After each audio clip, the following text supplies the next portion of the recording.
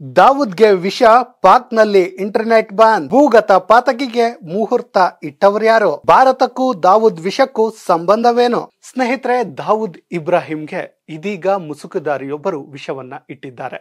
ಈ ವಿಚಾರ ಇದೀಗ ವಿಶ್ವದೆಲ್ಲೆಡೆ ಬೆಂಕಿಯ ಜ್ವಾಲೆಯಂತೆ ಹರಡ್ತಾ ಇದೆ.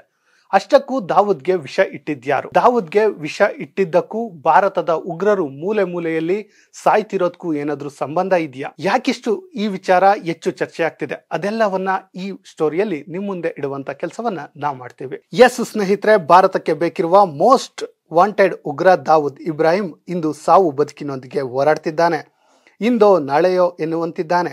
ಇದಕ್ಕೆ ಕಾರಣ ಏನಂದ್ರೆ, ಆತನಿಗೆ ಯಾರೋ ವಿಷ ಪ್ರಾಸನ ಮಾಡಿದ್ದಾರೆ. ಅದುವೇ ಇದೀಗ ದೊಡ್ಡ ಸುದ್ದಿಯಾಗಿದೆ. ಇದರ ನಡುವೆ ಪಾಕಿಸ್ತಾನದಲ್ಲಿ ಇಂಟರ್ನೆಟ್ ಬಂದ್ ಆಗಿದೆ. ಪಾಕ್ ಯಾವುದೇ ಸತ್ಯವನ್ನ ಬಿಚ್ಚಿಡ್ತಿಲ್ಲ. ಇದರ ನಡುವೆ ಮತ್ತೊಂದು ಅನುಮಾನ ಶುರುವಾಗಿದೆ. ಅದೇನಂದ್ರೆ, ಅವನಿಗೆ ವಿಷ ಪ್ರಾಸನ ಮಾಡಿದ್ದು ಯಾರು? ಭಾರತಕ್ಕೆ ಬೇಕಿರೋ ಮೋಸ್ಟ್ ಉಗ್ರರು ಎಲ್ಲಂದರಲ್ಲೇ ಸಾಯ್ತಿರೋದಕ್ಕೂ ಸಂಬಂಧ ಇದೆಯಾ ಎನ್ನುವಂತಹ ಅನುಮಾನ ಶುರುವಾಗಿದೆ. ಹಾಗಾದ್ರೆ ನಿಜಕ್ಕೂ ಭಾರತಕ್ಕೂ ದಾವೂದ್ಗೆ ವಿಷವನ್ನ ಇಟ್ಟಿದ್ದಕ್ಕೂ ಸಂಬಂಧ ಇದೆಯಾ ಅಂದ್ರೆ, ಖಂಡಿತವಾಗಿಯೂ ಅದರ ಬಗ್ಗೆ ಸ್ಪಷ್ಟನೆ ಇಲ್ಲಿಯವರೆಗೂ ಇಲ್ಲ. ಇನ್ನು ಸ್ನೇಹಿತರೆ, ಈ ದಾವೂದ್ಗೆ ಮತ್ತೆ ದಾವೂದ್ಗೆ ಸಂಬಂಧಪಟ್ಟಂತ ವಿಚಾರವನ್ನ ತಿಳಿದುಕೊಳ್ಳೋದಕ್ಕೂ ಮುಂಚೆ ಭಾರತಕ್ಕೂ ಮತ್ತು ದಾವೂದ್ಗೆ ಇರುವಂತಹ ಸಂಬಂಧವನ್ನ ಸಿಂಪಲ್ ಆಗಿ ನೋಡ್ಕೊ ಬಂದ್ಬಿಡೋಣ. ಸ್ನೇಹಿತರೆ, ನಿಮಗೆ ಗೊತ್ತಿರಲಿ, 1993ರಲ್ಲಿ ಮುಂಬೈ ದಾಳಿ ಇಡೀ ಜಗತ್ತನ್ನೇ ತಲ್ಲಣಗೊಳಿಸಿತ್ತು. ಅಂದು 12 ಮಾರ್ಚ್ 1993ರಂದು ನಡೆದಂತಹ ಮುಂಬೈ ದಾಳಿಗೆ 257 ಸಾವುಗಳಾಗಿದ್ವು. 1400 ಜನರಿಗೆ ಗಾಯವಾಗಿತ್ತು. ಈ ದಾಳಿಯ ಮಾಸ್ಟರ್ ಮೈಂಡ್ ಮತ್ಯಾರು ಅಲ್ಲ, ಅವನೇ ದಾವೂದ್ ಇಬ್ರಾಹಿಂ. ಅಂತವನಿಗೆ ಇದೀಗ ವಿಷಪ್ರಾಸನ ಮಾಡಲಾಗಿದೆ. ಇದನ್ನ ಕೇಳಿದ ಕೆಲವರು ನೀವು ಅನ್ಕೋಬಹುದು, ಹೆಂಗೋ ಸಾಯ್ತಾ ಇದ್ದಾನೆ ಬಿಡಪ್ಪ, ಅವನ ಬಗ್ಗೆ ನಮ್ಗೆ ಯಾಕೆ ಈಗ ಅಂತ ಅನ್ಕೋಬಹುದು. ಆದ್ರೆ ಇವನು ಮಾಡಿರುವ ವಿಚಾರವನ್ನ ಕೇಳಿದ್ರೆ ಇವನು ಇನ್ನೂ ಜೀವಂತವಾಗಿ ಇದ್ದಾನ ಅಂತ ಅನ್ಸುತ್ತೆ. ಯಾಕಂದ್ರೆ ಇಲ್ಲಿಯವರೆಗೂ ಅವನು ಮಾಡಿರೋದೆಲ್ಲ ದೇಶಕ್ಕೆ ದೇಶವೇ ಬಿಚ್ಚಿ ಬೀಳುವಂತ ದುಷ್ಕೃತ್ಯಗಳು. ಅವನು ಕೂತು ಪ್ಲಾನ್ ಮಾಡ್ದ ಅಂದ್ರೆ ಮುಗಿತು. ಯಾವುದೋ ಮೂಲೆಯಲ್ಲಿ ಅಂದ್ರೆ ಯಾವುದೋ ಒಂದು ದೇಶದ ಮೂಲೆಯಲ್ಲಿ ನಡೆಯಬಾರದ್ದು ನಡೆದು ಹೋಗಿರುತ್ತೆ. ಅಲ್ಲಿ ರಾಶಿ ರಾಶಿ ಹೆಣಗಳು ಬಿದ್ದಿರುತ್ತೆ. ಸ್ನೇಹಿತರೆ, ನಿಮಗೆ ಗೊತ್ತಿರಬೇಕು, 6ರಿಂದ 7 ವರ್ಷದಲ್ಲಿ ಇತ್ತೀಚೆಗೆ ಅಂದ್ರೆ ಐಸಿಸ್ ಮತ್ತೆ ಇನ್ನಿತರೆ ಉಗ್ರರು ಅಟ್ಟಹಾಸವನ್ನ ಮೆರಿತಾ ಇರೋದು ನಿಮಗೆ ಗೊತ್ತಿದೆ. ಆದ್ರೆ ಈ 5-6 ವರ್ಷದ ಹಿಂದೆ ಇಡೀ ವಿಶ್ವಕ್ಕೆ ನರಕ ಯಾತನೆಯ ದರ್ಶನ ಮಾಡಿಸಿದವನು ಈ ದಾವೂದ್ ಇಬ್ರಾಹಿಂ. ಈ ದಾವೂದ್ ಇಬ್ರಾಹಿಂ ಮಾತನ್ನ ಕೇಳಿದ್ರೆ ಅಥವಾ ಈ ಹೆಸರನ್ನ ಕೇಳಿದ್ರೆ ಇಡೀ ಭೂಗತ ಲೋಕವೇ ಒಂದು ಕ್ಷಣ ಬೆಚ್ಚಿ ಬೀಳುತ್ತೆ. ಅದ್ರ ಜೊತೆಯಲ್ಲಿ ಅವನ ಆಪ್ತನೆನ್ನುವಂತಹ ಛೋಟಾ ಶಕೀಲ್ ಏನಿದ್ದಾನೆ, ಅವರಿಬ್ರು ಸೇರ್ಕೊಂಡು ಡಿ ಕಂಪನಿಯನ್ನ ಸ್ಟಾರ್ಟ್ ಮಾಡಿದ್ರು. ಆ ಮೂಲಕ ಅವರು ಮಾಡಿದಂತಹ ಎಡವಟ್ಟುಗಳು ಒಂದೊಂದಲ್ಲ.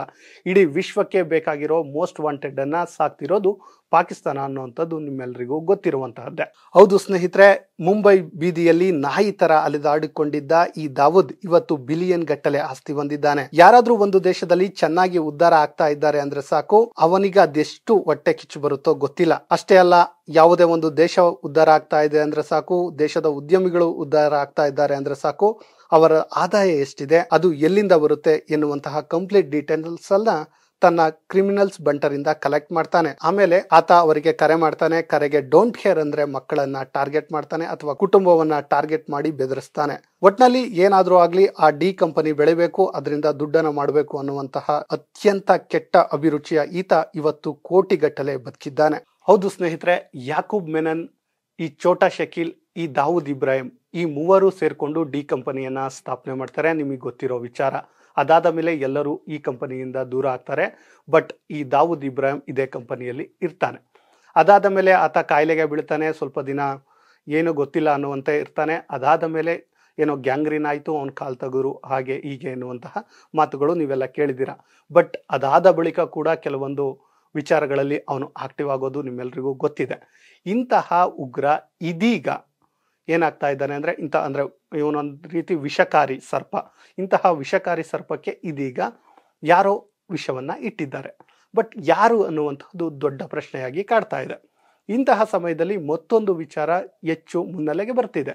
ಅದೇನಪ್ಪ ಅಂತ ವಿಚಾರ ಅಂದ್ರೆ, ಈತನಿಗೆ ವಿಷ ಉಣಿಸಿದ್ದಕ್ಕೂ ಭಾರತಕ್ಕೂ ಏನಾದರೂ ಸಂಬಂಧ ಇದೆಯಾ ಎನ್ನುವಂಥದ್ದು. ಖಂಡಿತವಾಗಿಯೂ ಇದು ಹೆಚ್ಚು ಚರ್ಚೆ ಆಗ್ತಿದೆ. ನಿಮ್ಮೆಲ್ರಿಗೂ ಗೊತ್ತಿದೆ, ಕೆಲ ತಿಂಗಳು ಅಥವಾ ಕೆಲ ವರ್ಷಗಳ ಬಳಿಕ ಅಂದ್ರೆ ಈಗ ಪ್ರಸ್ತುತ ಭಾರತಕ್ಕೆ ಬೇಕಾಗಿರೋ ಮೋಸ್ಟ್ ವಾಂಟೆಡ್ ಉಗ್ರರು ಎಲ್ಲಂದ್ರಲ್ಲೇ ನಾಯಿ ತರ ಸಾಯ್ತಿದ್ದಾರೆ. ಕೆಲವರು ಬೈಕಲ್ಲಿ ಹೋಗ್ತಾ ಇದ್ರೆ ಅಲ್ಲೇ ಆಕ್ಸಿಡೆಂಟ್ ಆಗುತ್ತೆ, ಕಾರಲ್ಲಿ ಹೋಗ್ತಿದ್ರೆ ಆಕ್ಸಿಡೆಂಟ್ ಆಗುತ್ತೆ, ಯಾರೋ ಮತ್ತೊಬ್ಬ ಮುಸುಗುದಾರಿ ಬಂದು ಶೂಟ್ ಮಾಡ್ತಾನೆ. ಹೀಗೆ ಹಲವಾರು ಉಗ್ರರು ಸಾಯ್ತಾ ಇದ್ದಾರೆ, ನಿಮ್ಮೆಲ್ರಿಗೂ ಗೊತ್ತಿರುವಂಥದ್ದು. ನಿಮಗೆ ಗೊತ್ತಿರುವಂತೆ ಕಳೆದ ವರ್ಷ ಪಾಕಿಸ್ತಾನ ಒಂದರಲ್ಲೇ ಮೋಸ್ಟ್ ಉಗ್ರರು ಅಂತ ಏನು ನಮ್ಮ ಭಾರತಕ್ಕೆ ಬೇಕಾಗಿರ್ತಾರೆ ಅಂಥದ್ರಲ್ಲಿ 5 ಜನರು ಸಾವನ್ನಪ್ಪಿದ್ದಾರೆ.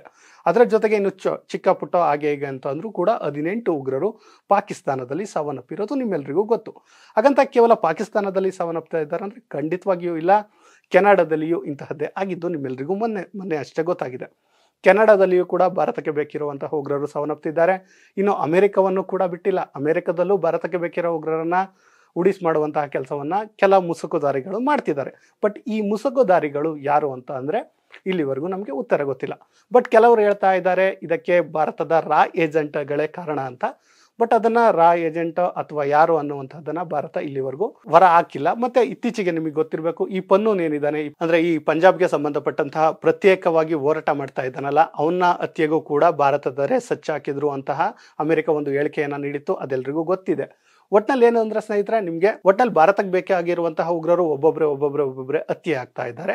ಇದೇ ಸಮಯದಲ್ಲಿ ಇದೀಗ ಪಾಕಿಸ್ತಾನದಲ್ಲಿ ಭಾರತಕ್ಕೆ ಬೇಕಾಗಿರುವಂತಹ ಮೋಸ್ಟ್ ವಾಂಟೆಡ್ ಉಗ್ರ ದಾವೂದ್ ಇಬ್ರಾಹಿಂ ಅಂದ್ರೆ ಮುಂಬೈ ದಾಳಿಯ ರೂವಾರಿ ಈಗ ಅವನಿಗೆ ವಿಷವನ್ನ ಹಾಕಿರೋದು ಅಚ್ಚರಿಯ ವಿಚಾರ, ನಿಮ್ಮೆಲ್ಲರಿಗೂ ಗೊತ್ತಿರುವಂತಹದ್ದು. ಹೌದು ಸ್ನೇಹಿತರೆ, ಏನಂದ್ರೆ ಇದೀಗ ನಿಮ್ಮೆಲ್ಲರಿಗೂ ಗೊತ್ತಿರುವಂತೆ ಅವನು ಸಾವನ್ನ ಅಪ್ತಾ ಇದ್ದಾನೆ. ಅದೇ ಕಾರಣಕ್ಕೆ ಅಂದ್ರೆ ಸಾವನ್ನಪ್ಪಿಲ್ಲ ಅಂದ್ರೆ ಈಗ್ಲೋ ಆಗ್ಲೋ ಎನ್ನುವಂತ ಇದ್ದಾನೆ.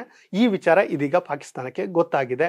ಅದೇ ಕಾರಣಕ್ಕೆ ದಿಢೀರ್ ಅಂತ ಅಂದ್ರೆ 2 ದಿನಗಳ ಕಾಲ ಪಾಕಿಸ್ತಾನದಲ್ಲಿ ಇಂಟರ್ನೆಟ್ ಬಂದಾಗಿತ್ತು. ಅಂದರೆ ಸೋಷಿಯಲ್ ಮೀಡಿಯಾಗಳಿರು ವಾಟ್ಸಪ್ ಇರಬಹುದು, ಇನ್ಸ್ಟಾಗ್ರಾಮ್ ಇರಬಹುದು, ಹೀಗೆ ಟೆಲಿಗ್ರಾಮ್ ಇರಬಹುದು, ಇವುಗಳೆಲ್ಲವನ್ನ ಪಾಕಿಸ್ತಾನ ಬಂದ್ ಮಾಡುವಂತಹ ಕೆಲಸಕ್ಕೆ ಮುಂದಾಗಿದೆ. ಆದರೆ ಒಂದು ನೆನಪಿರಲಿ ಸ್ನೇಹಿತರೆ, ಪಾಕಿಸ್ತಾನ ಇಲ್ಲಿಯವರೆಗೂ ಒಂದೇ ವಾದವನ್ನ ಮಾಡ್ತಾ ಇತ್ತು, ಏನಂದ್ರೆ ದಾವೂದ್ ಇಬ್ರಾಹಿಂ ನಮ್ಮ ದೇಶದಲ್ಲಿ ಇಲ್ಲ ಎನ್ನುವಂತಹ ಮಾತನ್ನ. ಬಟ್ ಭಾರತ ಹೇಳ್ತಾ ಇತ್ತು ಇವನು ಇಲ್ಲೇ ಇದ್ದಾನೆ, ಹೀಗೆ ಇದ್ದಾನೆ, ಇಂತಹ ಗಡಿಯಲ್ಲೇ ಇದ್ದಾನೆ ಅಂತ ಭಾರತ ವಾದವನ್ನ ಮಂಡಿಸ್ತಿತ್ತು. ಬಟ್ ಪಾಕಿಸ್ತಾನ ಅದನ್ನು ಒಪ್ಕೊಳ್ತಿರ್ಲಿಲ್ಲ. ಬಟ್ ಇದೀಗ ಅಂದ್ರೆ ಈ ಪಾಕಿಸ್ತಾನ ಏನು ಇಂಟರ್ನೆಟ್ ಅನ್ನ ಬಂದ್ ಮಾಡ್ತು ಅದು ಇಡೀ ವಿಶ್ವಕ್ಕೆ ಸಾರ್ತಾ ಇದೆ ಭಾರತ ಹೇಳ್ತಿರುವಂತಹದ್ದು ಸತ್ಯ ಅನ್ನುವಂತಹದ್ದು. ಒಟ್ನಲ್ಲಿ ಸ್ನೇಹಿತರೆ, ಇದೀಗ ಇಬ್ರಾಹಿಂಗೆ ಯಾರೋ ಮುಸುಗುದಾರಿಯೊಬ್ಬರು ವಿಷವನ್ನ ಪ್ರೋತ್ಸಾಹನ ಮಾಡಿದ್ದಾರೆ. ಅದು ಭಾರತದವರ ಅಥವಾ ಬೇರೆ ದೇಶದವರ ಅಥವಾ ಅವನ ಆಪ್ತರ ಅದು ನಮಗೆ ಗೊತ್ತಿಲ್ಲ. ಬಟ್ ವಿಷವನ್ನಂತೂ ಹಾಕಿದ್ದಾರೆ. ವಿಷಕಾರಿ ಸರ್ಪಕ್ಕೆ ವಿಷ ಉಣಿಸಿದ್ದು ಅವನ ಸಾವಿಗಾಗಿ ಕಾಯ್ತಿರೋದಂತೂ ಪಕ್ಕ. ಒಟ್ನಲ್ಲಿ ಸ್ನೇಹಿತರೆ, ಅದೇನಾದ್ರೂ ಆಗ್ಲಿ, ಇಬ್ರಾಹಿಂಗೆ ವಿಷ ಉಣಿಸಿರುವಂತಹ ಸಂಗತಿ ಏನಿದೆ ಇದೀಗ ವಿಶ್ವದಾದ್ಯಂತ ಹೆಚ್ಚು ಚರ್ಚೆ ಆಗ್ತಾ ಇದೆ. ಅವನೇನಾದ್ರೂ ಒಂದ್ ವೇಳೆ ಸಾವನ್ನ ಅಪ್ಪಿದ್ರೆ ಅದು ಭಾರತಕ್ಕೆ ಖುಷಿಯ ವಿಚಾರ. ಯಾಕಂದ್ರೆ 200ಕ್ಕೂ ಹೆಚ್ಚು ಜನರ ಸಾವಿಗೆ ಕಾರಣನಾದವನು, 1400ಕ್ಕೂ ಹೆಚ್ಚು ಜನರಿಗೆ ಗಾಯಕ್ಕೆ ಕಾರಣವಾದವನು, ಹಾಗೂ ನಮ್ಮ ದೇಶಕ್ಕೆ ಕಪ್ಪು ಚುಕ್ಕೆ ಏನಿತ್ತು ಅದನ್ನ ಉಂಟು ಮಾಡಿದವನು ಈ ಮೋಸ್ಟ್ ವಾಂಟೆಡ್ ದಾವೂದ್. ಅವನ ಹತ್ಯೆ ಆದ್ರೆ ನಮ್ಮೆಲ್ಲರಿಗೂ ಖುಷಿ ಅಲ್ವಾ? ಒಟ್ನಲ್ಲಿ ಸ್ನೇಹಿತರೆ, ಆಗೋದೆಲ್ಲ ಒಳ್ಳೇದಕ್ಕೆ. ಇಂತಹ ಉಗ್ರರು ಆದಷ್ಟು ಬೇಗ ಸತ್ರೆ ನಾವು ಕೂಡ ಖುಷಿಯನ್ನ ಪಡೋದಂತೂ ಪಕ್ಕ. ಇಂತಹದೇ ಸುದ್ದಿಗಾಗಿ ಸದಾ ನೋಡ್ತಾ ಇರಿ ಲಯನ್ ಟಿವಿ ಕನ್ನಡ.